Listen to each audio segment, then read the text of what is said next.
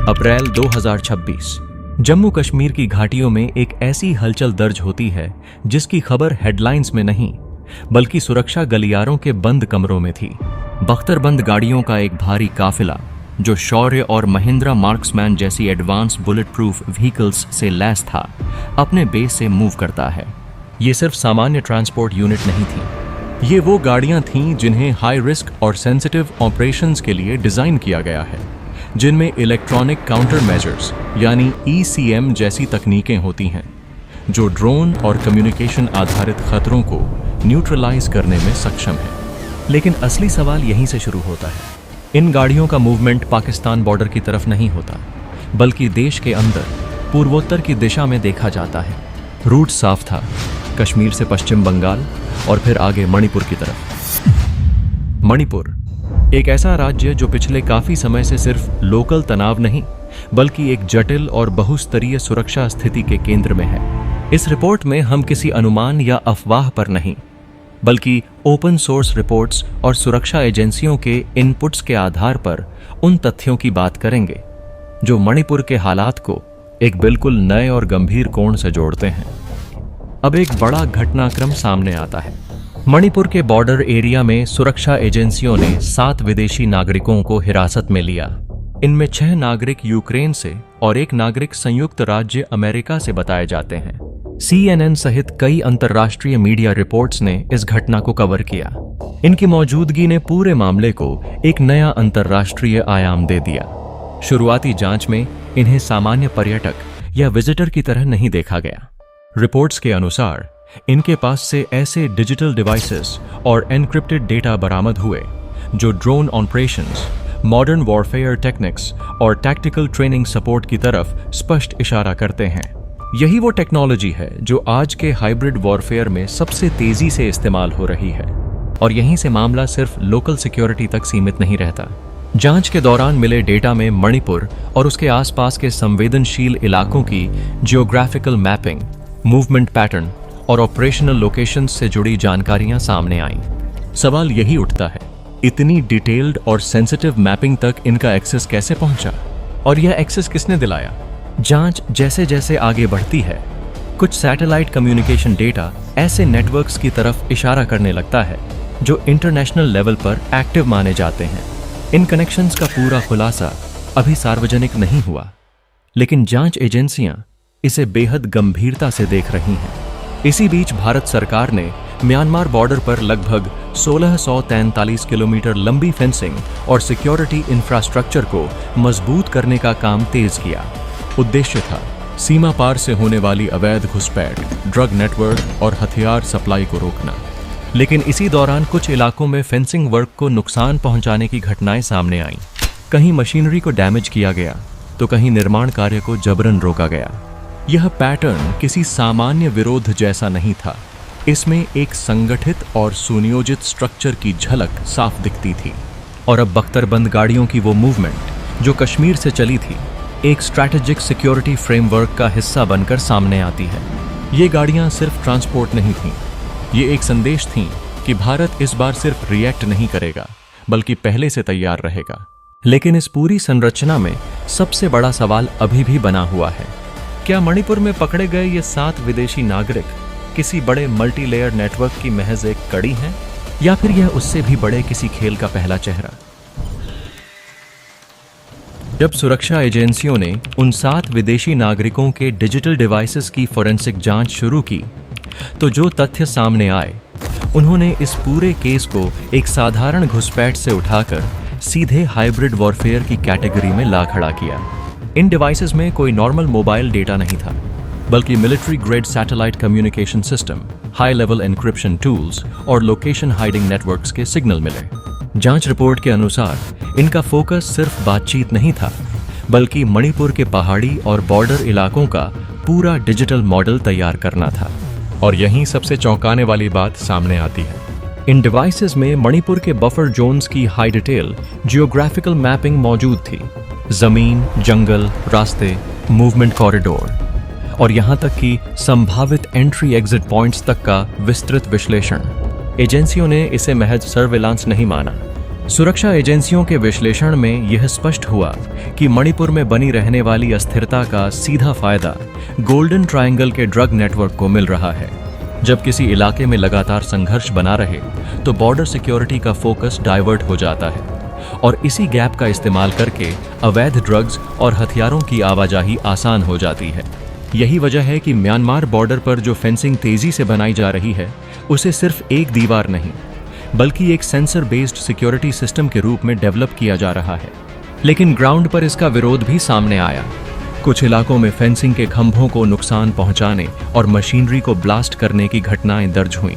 जांच में इसे एक सुनियोजित पैटर्न के तौर पर देखा गया, जिसका एकमात्र उद्देश्य बॉर्डर इंफ्रास्ट्रक्चर को लगातार कमजोर रखना है।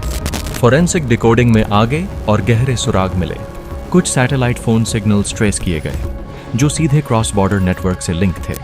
यह सिग्नल्स किसी आम बातचीत के नहीं थे। ये लो प्रोफाइल ऑपरेशनल अपडेट्स और मूवमेंट अलर्ट्स के लिए इस्तेमाल हो रहे थे। इस खुलासे के बाद जांच का दायरा सिर्फ इन 7 विदेशी नागरिकों तक सीमित नहीं रहा। एजेंसियां अब यह समझने की कोशिश कर रही थीं कि इस पूरे नेटवर्क को जमीन पर कौन सपोर्ट दे रहा है, क्योंकि इतने डिटेल्ड मैप्स, मूवमेंट डेटा और बॉर्डर इनपुट बिना किसी लोकल इंफ्रास्ट्रक्चर के हासिल करना लगभग असंभव माना जा रहा था। और तभी एक और परत खुलती है, इंटरनेशनल ट्रेनिंग नेटवर्क। रिपोर्ट्स के अनुसार इन विदेशी नागरिकों का कनेक्शन उन प्राइवेट मिलिट्री कॉन्ट्रैक्टर्स से जोड़ा जा रहा है जो अलग अलग देशों में टैक्टिकल ट्रेनिंग और ड्रोन ऑपरेशंस के लिए काम करते हैं। इनका रोल किसी एक देश की सेना का नहीं बल्कि स्पेशलाइज्ड वॉरफेयर ट्रेनिंग देने का था। इन्हीं डिवाइसेस से मणिपुर के कई लोकेशंस की ड्रोन रेडी मैपिंग भी बरामद हुई, जिससे यह संकेत मिला कि इस इलाके को किसी भविष्य के हाईटेक ऑपरेशन के लिए तैयार किया जा रहा था। इस पूरी जांच में एक पैटर्न लगातार उभरता रहा, डिस्ट्रैक्शन थ्रू इंस्टेबिलिटी, यानी किसी क्षेत्र में जानबूझकर अस्थिरता बनाए रखना ताकि सुरक्षा बलों का पूरा ध्यान लोकल लॉ एंड ऑर्डर में उलझ जाए और बॉर्डर सिक्योरिटी की पकड़ ढीली पड़ जाए। इसी गैप में क्रॉस बॉर्डर मूवमेंट और नेटवर्किंग को अंजाम दिया जाता है। अब केस का सबसे संवेदनशील हिस्सा सामने आता है, डेटा लिंक एनालिसिस। रिकवर की गई फाइल्स में कुछ ऐसे डिजिटल वॉलेट एड्रेस मिले जो इंटरनेशनल लेवल पर संदिग्ध फंडिंग चैनल से जुड़े माने जा रहे हैं। यह फंडिंग किसी एक सोर्स से नहीं बल्कि मल्टी लेयर नेटवर्क के जरिए आ रही थी ताकि ट्रैकिंग लगभग नामुमकिन हो जाए। यूक्रेन और अमेरिका के इन नागरिकों की भूमिका को लेकर जो रिकॉर्ड सामने आए उन्हें एजेंसियां डायरेक्ट ऑपरेशनल लेवल से जोड़कर देख रही हैं। आधिकारिक पुष्टि अभी सीमित है, लेकिन जांच की दिशा बिल्कुल स्पष्ट है। सवाल अब सिर्फ इन 7 नागरिकों का नहीं रहा। सवाल यह है, क्या यह सिर्फ एक ट्रेनिंग मिशन था या मणिपुर को एक टेस्टिंग ग्राउंड बनाया जा रहा था जहां हाइब्रिड वॉरफेयर के नए मॉडल को परखा जा सके? और अगर यह सच है तो मणिपुर सिर्फ एक राज्य नहीं बल्कि एक रणनीतिक प्रयोग का मैदान बन चुका है। उस रात की रिपोर्ट और इंटरसेप्टेड डेटा ने जांच एजेंसियों के लिए तस्वीर को और साफ कर दिया। अब मामला सिर्फ घुसपैठ, ट्रेनिंग या बॉर्डर सिक्योरिटी का नहीं रह गया था। यह एक मल्टी लेयर स्ट्रैटेजिक नेटवर्क बन चुका था जिसमें डिजिटल वॉरफेयर, ग्राउंड नेटवर्क और फाइनेंशियल चैनल तीनों एक साथ एक उद्देश्य के लिए काम कर रहे थे।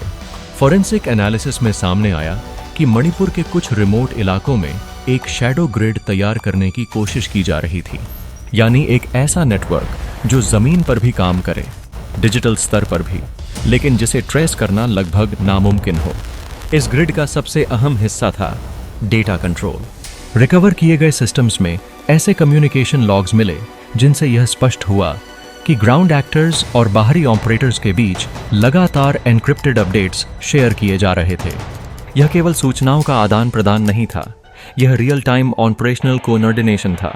एजेंसियों ने एक और पैटर्न नोटिस किया, फंडिंग और मूवमेंट का गहरा लिंक।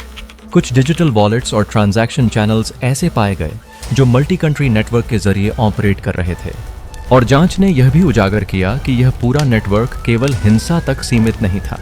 इसका एक बड़ा हिस्सा प्रशासनिक अस्थिरता पैदा करने की दिशा में काम कर रहा था। लक्ष्य सिर्फ तनाव फैलाना नहीं था बल्कि लोकल गवर्नेंस और सिक्योरिटी सिस्टम की पकड़ को धीरे धीरे कमजोर करना था ताकि ग्राउंड पर कंट्रोल चुपचाप बदलता जाए। इसी स्टेज पर उन बख्तरबंद वाहनों की भूमिका और भी स्पष्ट हो जाती है। ये वाहन अब सिर्फ ट्रांसपोर्ट यूनिट नहीं थे, बल्कि एक स्ट्रैटेजिक डिप्लॉयमेंट सिस्टम का हिस्सा थे। हाई रिस्क जोन्स में तेज मूवमेंट, रैपिड रिस्पॉन्स और ECM तकनीक के जरिए drone signal jamming, communication interference और लोकेशन ब्लॉकिंग यह साबित करता था कि यह लड़ाई सिर्फ जमीन पर नहीं, डिजिटल स्पेस में भी लड़ी जा रही थी। इसी जांच में एक और अहम परत खुलती है, सीमा पार ट्रेनिंग इकोसिस्टम। इन विदेशी नागरिकों के डिवाइसेस से जुड़े डेटा से संकेत मिलता है कि यह नेटवर्क एक ओपन ट्रेनिंग मॉडल का हिस्सा हो सकता है, जहां अलग अलग देशों के स्पेशलाइज्ड एक्टर्स को किसी साझे ऑपरेशनल उद्देश्य के लिए तैयार किया जाता है। यह मॉडल पारंपरिक युद्ध से बिल्कुल अलग है। इसमें कोई एक लीडर नहीं होता। यह पूरी तरह नेटवर्क आधारित सिस्टम होता है, जिसे तोड़ना उतना ही मुश्किल होता है जितना किसी मकड़जाल को एक धागे से सुलझाना। अब जांच का सबसे संवेदनशील बिंदु सामने आता है, लोकल लिंक। इतनी डिटेल्ड मैपिंग, इतना सटीक मूवमेंट डेटा और इतने गहरे ग्राउंड लेवल इनपुट बिना किसी स्थानीय सहयोग के संभव नहीं माने जा रहे। यही वजह है कि एजेंसियां अब उन सभी डिजिटल और ग्राउंड इंटरफेस की बारीकी से जांच कर रही हैं। और इस पूरे ऑपरेशन की सबसे खतरनाक परत है नैरेटिव वॉरफेयर। किसी भी अस्थिरता को सिर्फ जमीन पर नहीं, बल्कि डिजिटल और सूचना के स्तर पर भी बढ़ाया जाए, ताकि स्थिति लंबे समय तक अनसुलझी बनी रहे। यही हाइब्रिड वॉरफेयर का सबसे घातक हथियार है। सुरक्षा एजेंसियां अब उस मास्टर कंट्रोल लेयर की तलाश में हैं, जो सरहद के पार बैठकर इस पूरे जाल को ऑपरेट कर रही है। लेकिन साजिश रचने वालों ने एक बड़ी गलती कर दी। मणिपुर सिर्फ भारत के मैप का एक हिस्सा नहीं है। मणिपुर भारत की धड़कन है, हमारे शौर्य का प्रतीक है। ये वो धरती है जिसने नेताजी सुभाष चंद्र बोस की आजाद हिंद फौज का स्वागत किया था। इतिहास गवाह है, भारत की अखंडता को चुनौती देने वाली हर साजिश मां भारती के सपूतों के संकल्प के आगे टूटकर बिखर गई है। चाहे वो डिजिटल ग्रिड हो या पहाड़ों के पीछे छिपे उग्रवादी, उन्हें ये समझ लेना चाहिए कि ये वो नया भारत है जो अपनी सीमाओं की रक्षा के लिए हर मोर्चे पर जवाब देना जानता है। दुश्मन का लक्ष्य सिर्फ अशांति फैलाना नहीं, बल्कि हमारे भरोसे को तोड़ना है। लेकिन जब तक हम एक हैं, कोई भी बाहरी ताकत हमें बांट नहीं सकती। ये लड़ाई सिर्फ सेना की नहीं, ये हर हिंदुस्तानी के अटूट विश्वास की लड़ाई है। चलते चलते एक सवाल जो हर हिंदुस्तानी के जहन में होना चाहिए, जब बात देश की एकता और अखंडता की हो, तो क्या हम अपनी असहमतियों को भुलाकर देश के दुश्मनों के खिलाफ एक चट्टान की तरह खड़े होने के लिए तैयार हैं? अपनी राय कमेंट्स में जरूर लिखिए और इस रिपोर्ट को हर भारतीय तक पहुंचाइए। जय हिंद, वंदे मातरम।